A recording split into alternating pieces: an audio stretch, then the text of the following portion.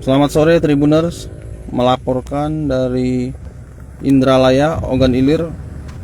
Saat ini saya sedang berada di salah satu akses jalan menuju Komplek Perkantoran Terpadu Tanjung Senai di Indralaya. Saat ini merupakan kondisi jalan dari arah Desa Sejaroh Sakti menuju Tanjung Senai yang kondisinya rusak berat karena dilalui kendaraan berat muatan material proyek jalan. Jalan ini biasa digunakan warga dari arah Sejaroh Sakti, dari arah Brimob menuju ke Jembatan Pesona dan juga KPT Tanjung Senai. Nah, ini bisa dilihat sendiri kondisinya seperti ini. Jalan menjadi berlubang, berlumpur, dan apalagi saat musim hujan. Namun kondisi ini mau tidak mau harus diterima warga karena akses dari Sejaroh Sakti menuju Tanjung Senai inilah yang paling cepat.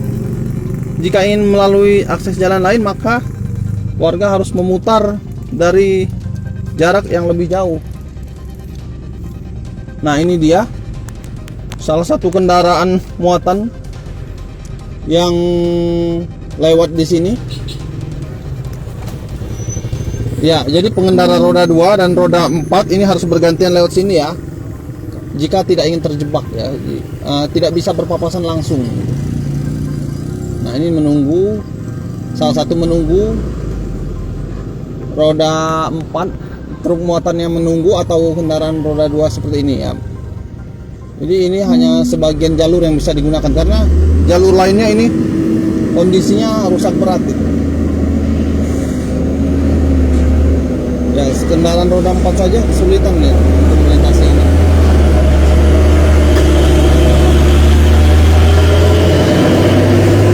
Nah, ini titik jalan rusak ini sekitar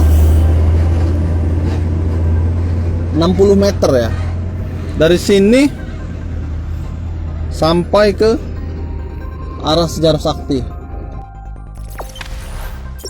Jangan lupa subscribe, share, komen, dan like ya.